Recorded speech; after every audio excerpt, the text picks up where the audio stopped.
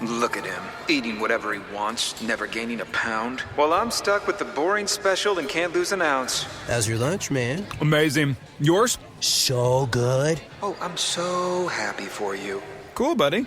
Weight loss isn't fair, but Mochi Health is. The affordable GLP-1 source that can fix your frustration with food. So, same time next week? No! Definitely. And your friends. Learn more at joinmochi.com. Mochi members have access to licensed physicians and nutritionists. Results may vary. You know that thing where you get an amazing pair of shoes at a really great price and want to tell everyone about it? Yeah, so do we. Here at Designer Shoe Warehouse, we'll give you something to brag about. Like the latest styles from brands you love, or the trends everyone's obsessing over, or shoes that make you feel like, well, you. So go ahead, show off a little. Find shoes that get you at prices that get your budget. Head to your DSW store or DSW.com today. DSW. Let us surprise you. Voices for Justice is a podcast that uses adult language and discusses sensitive and potentially triggering topics, including violence, abuse, and murder. This podcast may not be appropriate for younger audiences.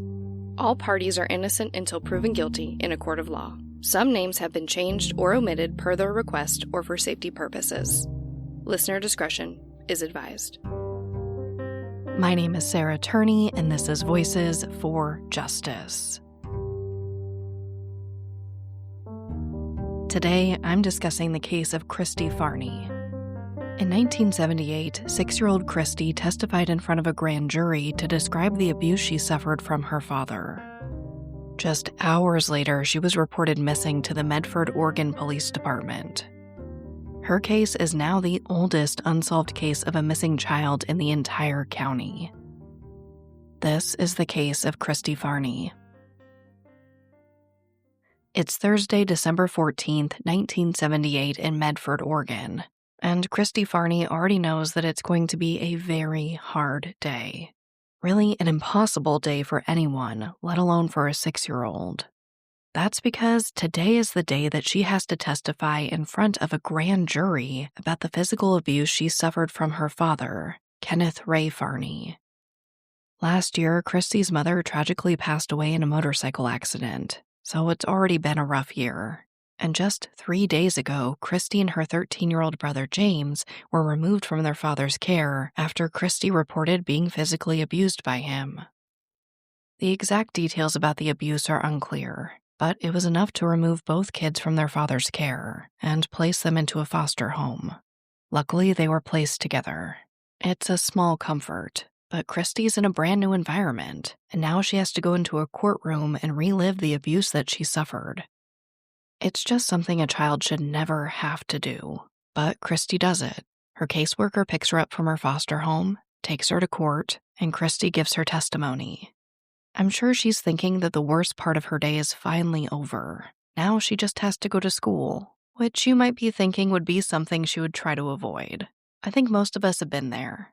You miss school for something in the morning, and you're begging that you don't have to go all that day. But Christie's actually looking forward to going to school that afternoon, not just to get away from everything for a while, but today in particular was a very exciting one for her and her fellow kindergarten students. Today was their gift exchange, and Christie was ready to go with her wrapped present ready to give.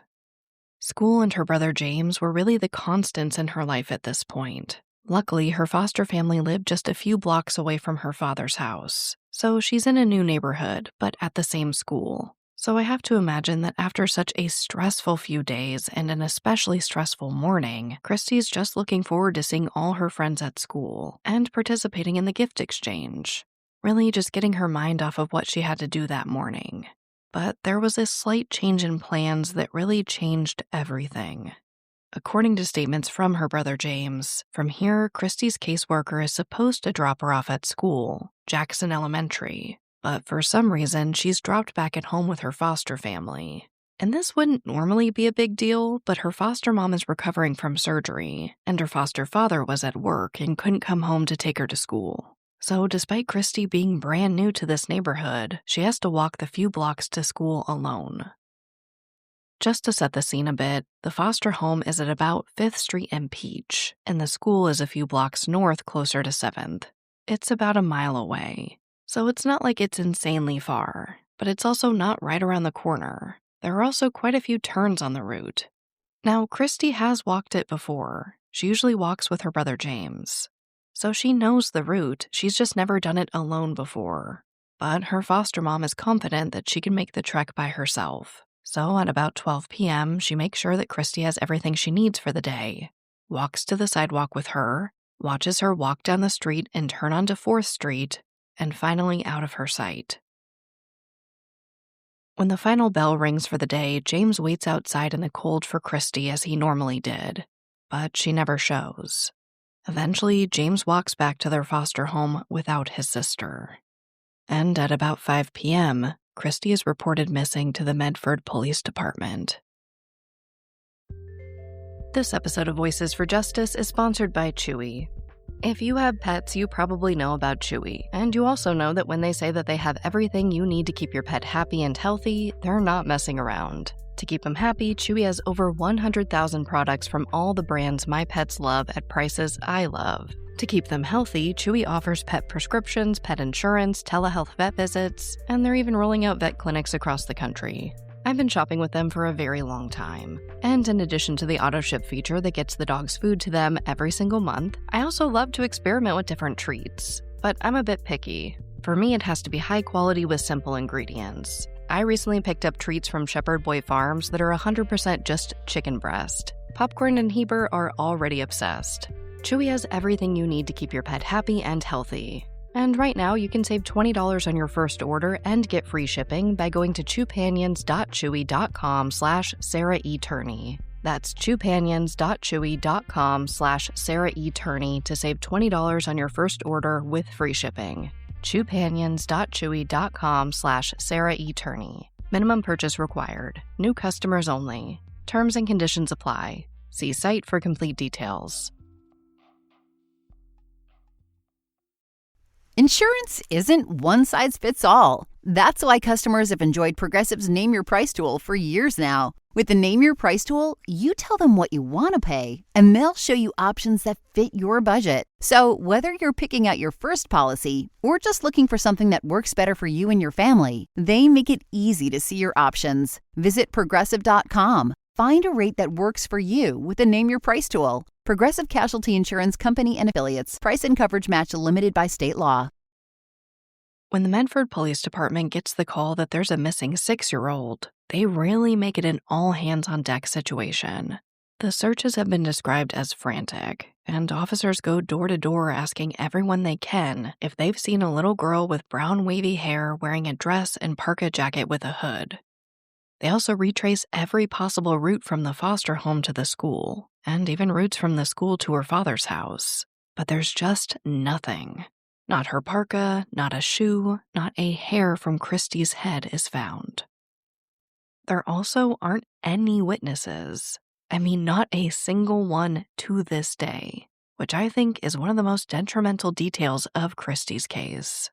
Officers from the Medford PD have gone on record many times to say that it's one of the hardest parts of this case. Detective Brandon Amaya told Kobe 5 News, quote, "Sometimes in other cases, there may be a witness that saw someone luring the child into a vehicle or into a house. And in this case, there were 0 witnesses that saw what happened to her, or even gave a lead to where she potentially might be." End quote.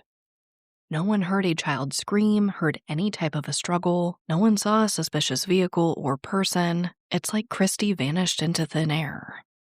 Or that something about this story just isn't adding up. Now, there were more searches into the weekend. I could see a scenario where Christi may have been overwhelmed from that morning, and now the responsibility of walking to school alone for the first time. Maybe she went and hid somewhere to feel safe. Maybe she tried to find her way back to her father's house. Maybe something happened on that walk to deter Christi from going to school. Obviously, we just don't know. But investigators don't find anything to point really in any direction. Another hurdle in this case is the timeline. In addition to trying to narrow down exactly which block Christi went missing from, they also weren't able to narrow down the exact time when Christi went missing. And there is quite a bit of conflicting information about this. In one set of reporting, it said that the school called Christi's foster family around 1:30 p.m. to let them know that she never showed up for school. But in most reporting, it says that the family didn't know until she failed to return home from school. One report even says that there was one witness who saw Christi leaving the house alone. Unfortunately, reporting is limited and often conflicting, but this is the reality of what we know about Christi and her case. So all investigators can do at this point is start with Christi's inner circle and work their way out. They begin with the last person to see her, her foster mother, but she and Christi's foster father are questioned and cleared. It also seems that James stayed in their care during this time, so it doesn't seem that there was anything really pointing to the foster family being involved with Christi's disappearance, or at least it wasn't enough to remove James from their care. Of course, they looked at Christi's father and stepmother. I mean, she went missing right after testifying about the abuse she suffered from her father. Investigators absolutely explored the theory that her father might have hurt her in an act of revenge for that testimony. But according to investigators, there's no evidence to point that way either. They say that Kenneth Ray Farni took and passed 2 different polygraph tests. And because we're in the 1970s, I have to imagine that a lot of emphasis was put on these 2 tests. But to be fair, I did not find that in the reporting on this case. Detectives really just say that Kenneth was investigated, passed the test, and was cleared. So like I always say, take that for what you will. Both Kenneth and Christi's stepmother are consistently described as being cooperative with police. And for the record, the abuse charges against Kenneth Farni were eventually dropped. However, it is unclear if that's because there wasn't enough evidence to move forward, or because Christi was no longer available to testify. I will say that one of the investigators has gone on record to say that the charges against Kenneth Farni appeared to be discipline that may have gone too far. Detective Brandon Amaya with the Medford Police Department told NBC5 News, quote, "It appeared that both parents loved Christie Farni, loved their kids, and it may have just been a little disciplinary issue that may have gone too far." End quote.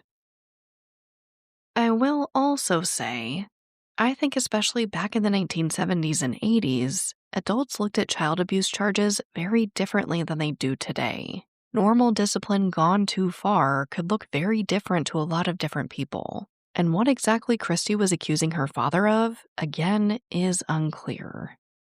I know, it's not a satisfying answer. And while I don't think any physical abuse of any child is acceptable, we do sometimes have to look through the lens of different generations to get a better understanding of why they may think the way they do or say what they do. But in short, all the major persons of interest we first think of in this case were all cleared. Now, it does appear that Christi and James had some extended family that cared deeply for them, but they lived on the East Coast at this time. And while investigators did explore the possibility that Christi was taken by a family member, they never found any evidence to point to that being the case either. Again, it's like they're hitting wall after wall in this case.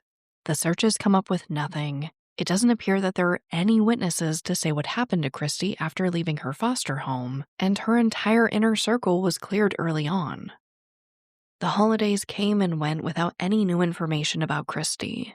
And in January 1979, investigators with the Medford PD announced a $100 reward in the case for anyone with information that may lead them to her. Now, if that number sounds a little low to you, you aren't alone. Adjusted for inflation, it's less than $500 today. And even in that small snippet I found about the reward, investigators say that they were hoping for more contributions to the fund. But as far as I could find, that never happened. Really, the world just kept turning without Christi being found. James went back to live with their dad after the abuse charges were dropped, and in time, they moved away from Oregon to California.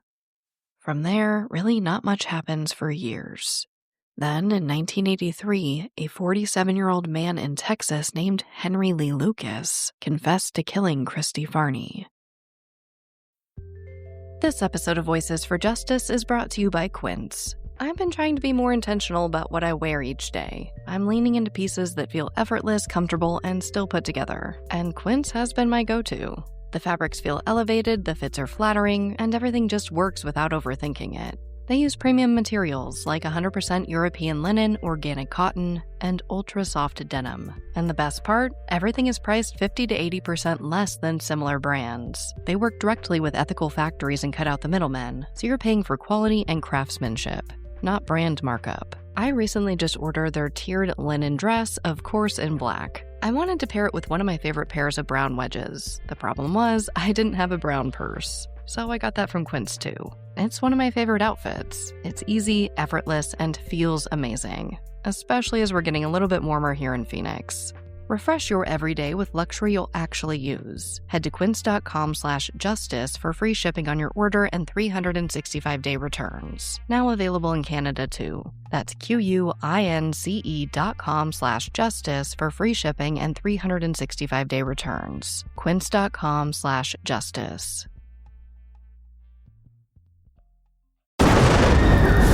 What they did to your family, you're lucky to make it out alive. Streaming on Peacock. These men are going to come after me. Taking them out is my only chance. Put a bullet in her head.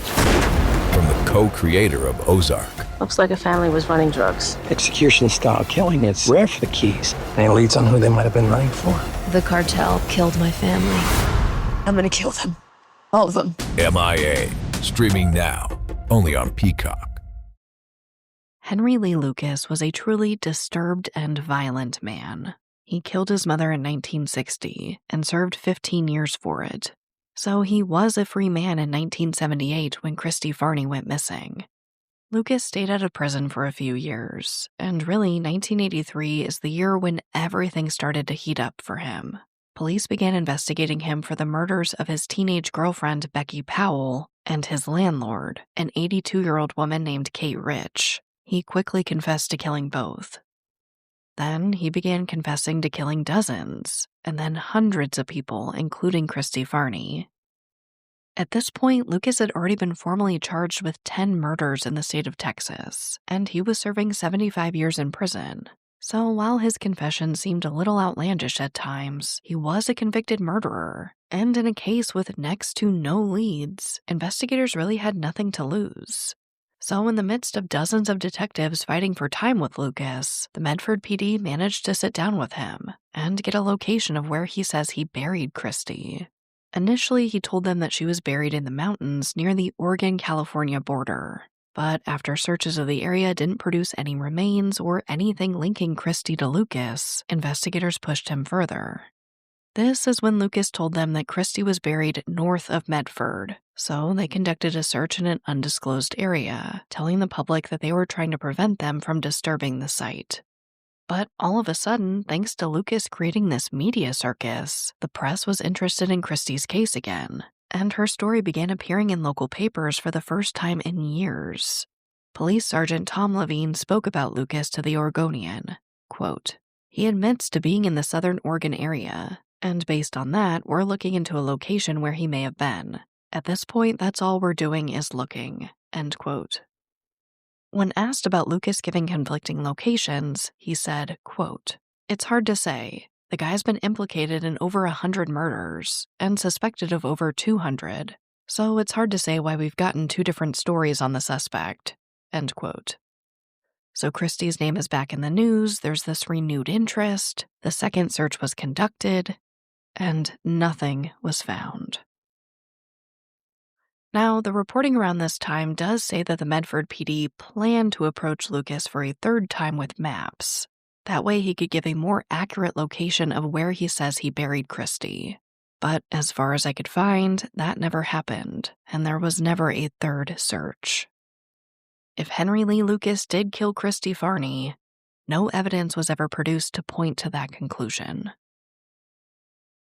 According to reporting by Time magazine, Lucas confessed to killing upwards of 600 people when all was said and done. Many journalists and members of law enforcement quickly wrote him off as just seeking attention, which he was. But some investigators jumped on these confessions and began closing cases left and right.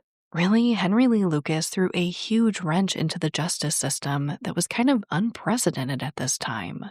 But with a bit of legwork, it was easy to see that Lucas was clearly lying about the amount of people he killed. his stories were inconsistent, and things like work records easily discredited many of the confessions. In the end, he was only convicted of 10 murders, and in 1984 he was sentenced to death for the 1979 murder of Deborah Jackson. Now, that sentence was later commuted by then Texas Governor George W. Bush in 1998, and Lucas died in prison just a few years later in 2001 after suffering a heart attack. So by 1984, investigators were back to square one. Nearly 6 years into investigating Christie's disappearance, they had almost nothing. And her case just sat. There were no developments and really no media coverage. But eventually, another name came across the desk of investigators, one that, in my humble opinion, seems like much more of a match to this crime than Henry Lee Lucas, and that was 25-year-old Manuel Cortez. In 1975, he attempted to abduct a 17-year-old girl in California, but he was promptly arrested and later placed on probation. In 1976, he was arrested twice for attempting to kidnap and rape 2 teenage girls in 2 separate incidents. In 1977, he did successfully kidnap a 16-year-old girl, but she later escaped and turned him into the police. When he caught wind of this, he fled California and moved to Oregon, where he continued harming children. He was finally arrested and eventually convicted of killing Rachel Isser and Deanna Jackman in Oregon in 1979. Both girls were only 11 years old. They were last seen on December 27th going to play tennis near the Southern Oregon State College Stadium.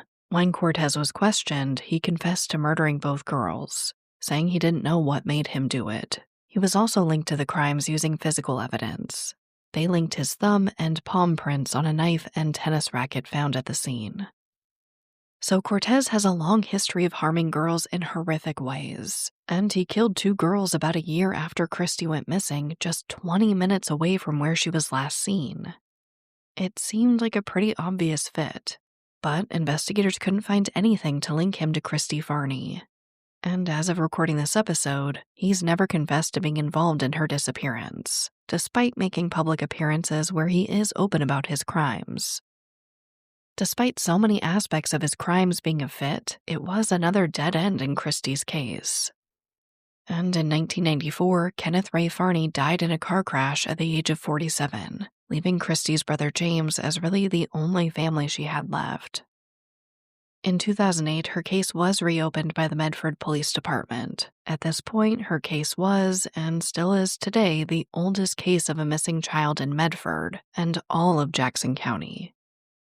It really seemed that investigators were just trying to get some more traction with a bit of media coverage. But again, her case just sat.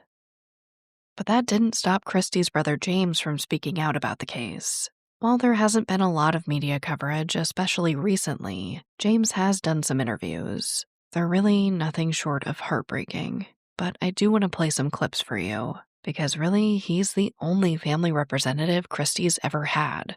So here is James speaking with Crystal Henderson for KTVL 10 News in 2013. This has been a long, hard, treacherous journey.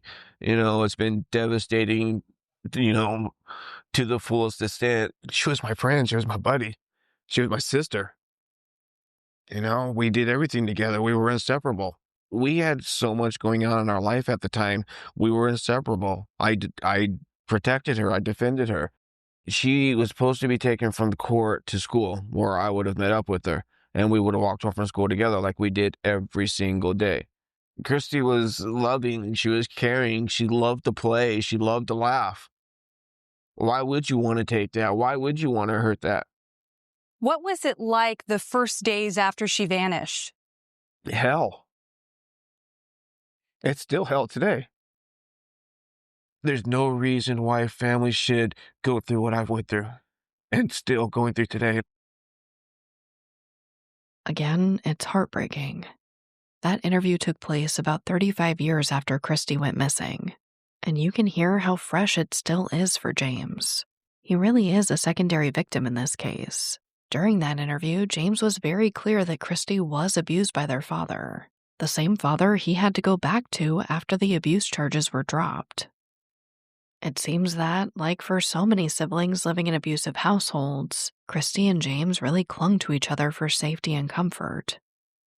6 years after that interview, James spoke with Newswatch 12 in 2019 and said a part of him died when Christi went missing. I was angry. I'm still angry. That was my sister. She was everything to me. To lose her, it killed a part of me that will never return. I'm afraid that the day I get the answer is the day I die. And that hurts. She was my best friend. James died by suicide not long after that interview, never knowing what happened to Christi. The specifics of his death are unclear. It's mostly just a small snippet in articles about Christi. But what is clear is that her biggest advocate is now gone. Where is Daredevil? I'm right here. Don't miss the return of Marvel Television's Daredevil Born Again. So what's next? I feel liberated. We're gonna take this city back. Over medicated. In an all-new season, now streaming only on Disney+. They're hunting us. It's time we started hunting them. I can work with that. This should be tons of fun. Marvel Television's Daredevil Born Again, now streaming only on Disney+. So what happened to 6-year-old Christie Farni on December 14th, 1978? Well, this case is truly one of the most difficult I've ever covered because of how little evidence there is. Unlike the murders of Shauna and Margaret Tapp that I told you about last week, Christie's case has the opposite issue. Instead of an abundance of suspects and evidence, there's almost nothing in this case. But let's talk about the possibilities. We know that Christie's father and stepmother were investigated and cleared, but we know almost nothing about that. I couldn't tell you what their alibis were. They've never done any media interviews, and really seemingly disappeared not long after Christi was gone. The same goes for the foster family Christi and James were living with. They aren't named in the media, and the police just say that they were looked into and cleared. Now, of course, we do have some confessions in this case, and while the majority of Henry Lee Lucas's confessions appear to be false, I did want to share a bit of good news that may apply to Christie's case.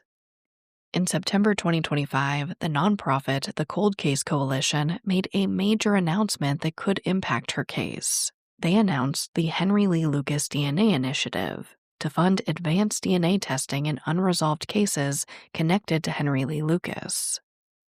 Co-founder Kara Porter told CBS 42 News, quote, "Too many families were left without answers when cases were prematurely closed or wrongly attributed to Henry Lee Lucas. A major barrier in bringing resolution to cold cases is a lack of affordable forensic DNA services. We hope to alleviate this burden by offering law enforcement the tools they need to apply today's DNA technology and finally uncover the truth." End quote. Now, this initiative comes after they've compiled an extensive archive on these cases and assisted in getting 2 cases reopened. As of recording this episode, this was announced just a few weeks ago, so it's unclear what, if anything, will come of it. But I do have to hope that it gives investigators some leeway to further explore the possibility that Lucas was telling the truth, or at the very least, definitively rule out any involvement. Now, in addition to Lucas's confession, I found some very brief mentions that 2 men confessed to killing Christi as well, but that they were quickly cleared. Unfortunately, like so many people in this case, they've also never been named in the media. It also seems possible that Cortez could have done this, though he has denied all involvement in her case. Detective Amaya told Kobe 5 News, quote, "It's unknown if he was in the area on December 14th when Christie Farni went missing, but he did have ties to the Rogue Valley." End quote. So I would consider him to still be a viable person of interest at this time. And it seems that some investigators lean towards the idea that Christi was taken by a stranger. That, or she was taken by a family member and raised out of state. When discussing this possibility, Detective Amaya said, quote, "There have been cases where kids have been abducted and more or less brainwashed about their early lives. and so you never rule that out as a possibility." End quote. And he's not the only one who believes this may be the case. In 2017, Lieutenant Mike Boudreau with the Medford Police Department told NBC5 News that he believes it's possible that Christi may be out there somewhere living under a different name. That because she was so young when she was abducted, she may have no recollection of her life as a young child, and may have grown up with a new family and doesn't know anything about this.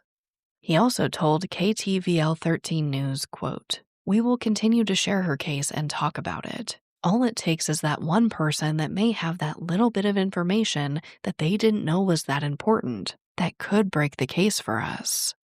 End quote. Which brings me right to our call to action. I know this is a tough case. It doesn't have a lot of evidence. We don't have a lot of twists and turns that would make more media outlets pick it up. But Christi mattered, and we need to share her case. According to the Medford PD, they still have family DNA on file for Christi. We know that older cases like this are being solved all the time with DNA. It's very possible that Christi may have already been found but is unidentified. Or maybe Lieutenant Mike Boudreau was right. Maybe Christi is out there alive somewhere with no memory of what happened to her. And luckily, it seems that Boudreau and the Medford Police Department are not giving up. On what would have been Christi's 46th birthday in 2018, Boudreau told KVAL News, quote, "Cases like this are a big deal.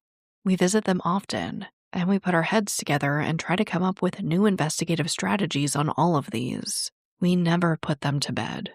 End quote. So please share Christi's story in hopes that it reaches someone who may remember something that cracks this case wide open. Personally, I would love to see the day that her case is no longer the oldest missing child case in Jackson County.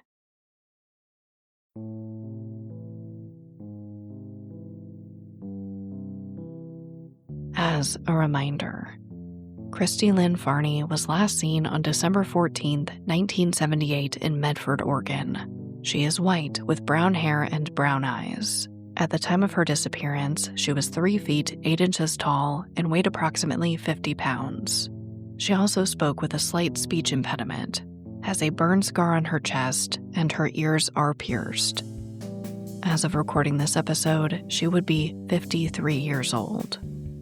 Anyone with information is urged to contact the Medford Police Department at 541-770-4783.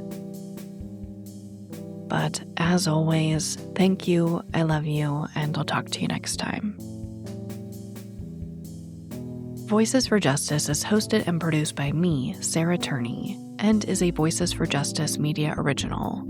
If you love what we do here, please don't forget to follow, rate, and review the show in your podcast player. It's an easy and free way to help us and help more people find these cases in need of justice.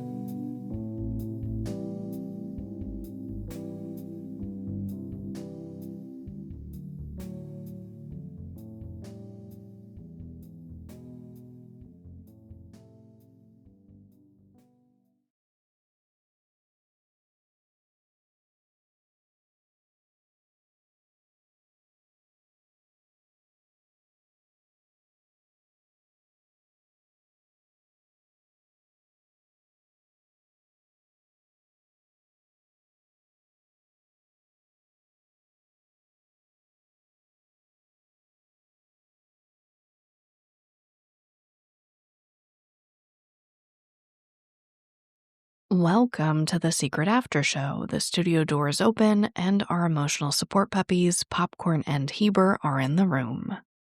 Let's go right into the case. The first thing I have on my list here is just James's interviews being absolutely heartbreaking. And really, I couldn't stop thinking about the similarities and differences between this case and the case of Shauna and Margaret Tapp. And not just evidence, I think specifically because in both cases, we have a brother who decades later dies by suicide. And it really just got me thinking overall about how it feels, and not just from an outside perspective, right? Obviously, as someone who lives in a true crime case, unfortunately, I think that there is something to be said, and perhaps something that we should be talking about more is this topic of I don't know how else to put it other than these true crime cases kind of curse and haunt families sometimes, especially when they're unresolved. It seems like sometimes there's just something that eats away at these families waiting for answers. They have a way of just slowly breaking you down over time. And that constant nagging what if, the grief that can't be fully put to bed because of those what ifs. I just think it's something that needs to be discussed more. And I don't know that I have all these intelligent thoughts to give you right now on the subject. Doing these cases back to back just made me think, why are we not talking about this more? Really, the ripple effect of these cases. And I think it's hard. I can tell you, as a family member who advocates for their missing sister, I feel guilt when people want to talk about me. It feels unnatural. It feels wrong sometimes. And I'm constantly having to be told by advocates and people in the mental health space that I am also a secondary victim, which is why I added that in there about James. I think it's a hard thing to admit and to talk about. Let me speak for myself in this. That guilt of when people start asking me, well, how's this affected you and the impact on your life? That guilt is so real. I understand why people want to know, and I do think it's important to talk about, but still the first thing that comes into my mind is we shouldn't be talking about me. We need to be talking about Alyssa. We need to be talking about the missing child. Who cares about me? Genuinely is what I feel. But I get it, right? And it's just one of those things that I think should be discussed more openly and more often.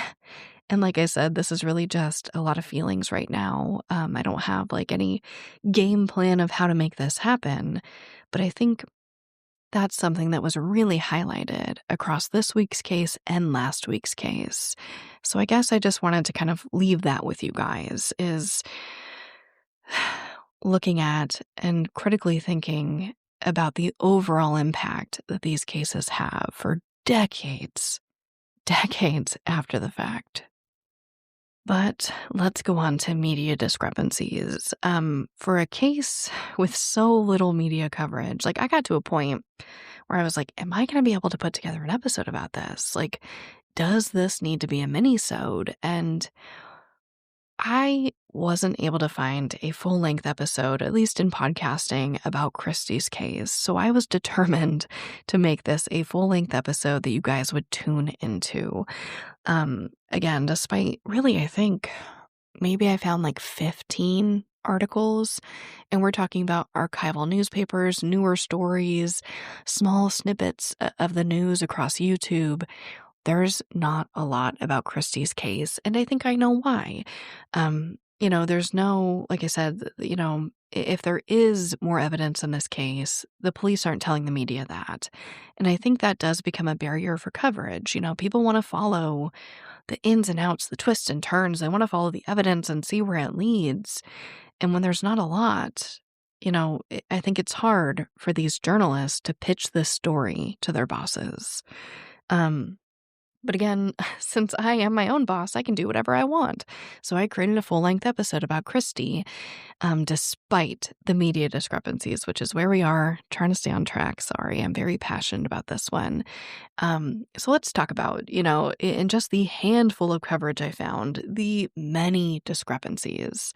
I will say that I think they were mostly cleared up by detectives talking about Christie's case within the last 2 decades or so. But let me tell you what I found. So the Connecticut Post ran an article about posters on a bulletin board at City Hall. Again, you guys, I was diving deep for Christi. But they described Christi as being abducted by a stranger. This is something that I did find They would run these small snippets like the Have You Seen Me from the National Center for Missing Exploited Children. But this is before all that. They would run those small snippets with Christie's picture and some defining features, and they would always say abducted by a stranger, which I always thought was very interesting considering the possibilities that she could have been taken by a family member, something could have happened with a foster family. Just something I thought was strange, and I do consider it a discrepancy because the police don't really say that when they interview. They talk about mostly that they lean towards a stranger abduction or Christie being taken by some, estranged family member from the East Coast.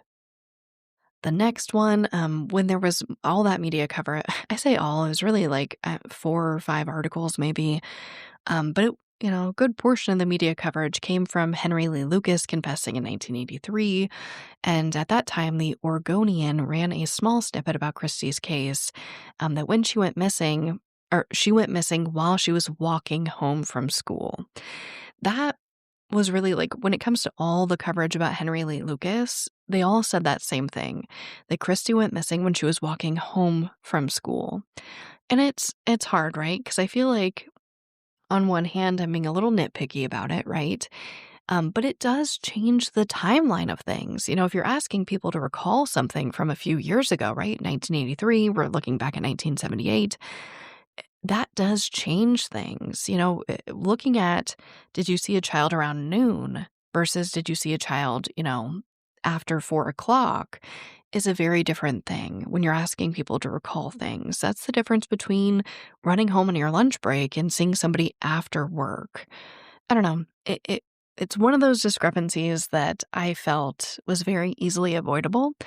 But of course, we do know that she did not go missing after school. It happened on her way to school. She never made it to school. I think one of the biggest discrepancies was a 1979 story from the Bulletin announcing that $100 reward, which breaks my heart. But in that small snippet, it said that Christie was seen playing with another girl at the Medford YMCA on the night she was reported missing, which, according to every statement I found from detectives, is just not true. I don't know where they got that from, but as far as I could find, that is not true. And again, I think that, it just deviates from the actual timeline in this case, which is just a shame. All right, let's go on to our heroes of the episode. Number 1, I put James. He's the family advocate, and you can just tell, I already talked about it so extensively, but you can just tell how it haunted him and how much he cared for Christie.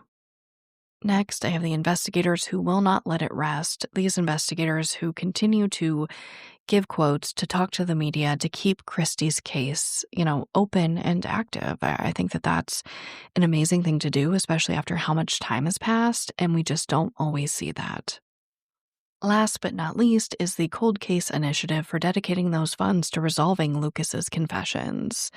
Now, of course, I really do hope that that comes with some case solves, but I think at the very least, they are going to put a lot of families' minds at ease, giving them some type of resolution to whether or not Lucas did this or not. I think when it comes to false confessions, which I've talked about endlessly, so I won't bore you again, I think just having officers, having investigators, having evidence that the false confession truly was false does give some peace, even if that's not giving you all the answers about what happened to your loved one. So that's why they also made a hero of this episode. Now let's go on to our segment of hope. I am reading from, it looks like Spectrum News in Tampa, Florida. It's written by staff, and the title is 122 Missing Children Found in 2-Week Operation. A.G. Youthmeyer says, I'm sorry, I probably got that wrong. But the article reads that more than 120 children who reported missing in the state of Florida have been found and rescued. The state attorney general said Monday it's a part of a 2-week-long operation called Home for the Holidays. And I'm sorry, I should have mentioned that this article is from December 2025, so this is very, very recent. And they do give credit. They say that this is a multi-agency investigation between federal, state, and local law enforcement, which did include the National Center for Missing and Exploited Children. And the kids, you guys, they ranged in age from 23 months to 17 years old. And of course, I can't help but get emotional. You guys know it is. I just wish I never had to read anything like this again, but investigators say that many of these kids were in the foster system, which is one reason I thought it was so applicable to Christie's case. I would love to see the day where I never have to read about another child missing from the foster care system. But let's go on with the story. This is, according to the AG, one of the largest child recovery operations in American history. And Callahan Walsh of the National Center for Missing and Exploited Children said, quote, "These cases involve children missing from care, victims of child sex trafficking, children battling significant mental health challenges, and others facing serious endangerments," end quote. Now, out of these 100-plus children, it looks like so far only 6 people have been arrested. But they do say that more arrests are on the way. And I will say that, they're not very specific about how this happened. Essentially, they just say that by gathering critical evidence, pursuing every lead, and working together with our federal, state, and local partners, we've achieved a unified mission and delivered meaningful results. 122 children and youth are now safe. And apparently, this operation also resulted in recoveries in 9 other states. So this makes our segment of hope for obvious reasons, and while we're here, I also just think it's interesting that, we cover cases like this every week of children going missing. It's not all missing kids, but I do cover a lot of children going missing. That's the type of case that's like, there's no question. There's a child missing, let's talk about it, let's find them. But I have to wonder, and the reason I want to know more about how they recovered 122 children is because I want to know how we can do that for every child out there. How is it that you can pursue every lead and work together with all these partners and find this many children, but we can't find kids like Christie Farni? I don't know. Is there some secret sauce they're not telling us about? I don't know. What do you guys think? I do think that if the maximum amount of resources were applied in every single case, that we would see a lot more kids coming home. I really do.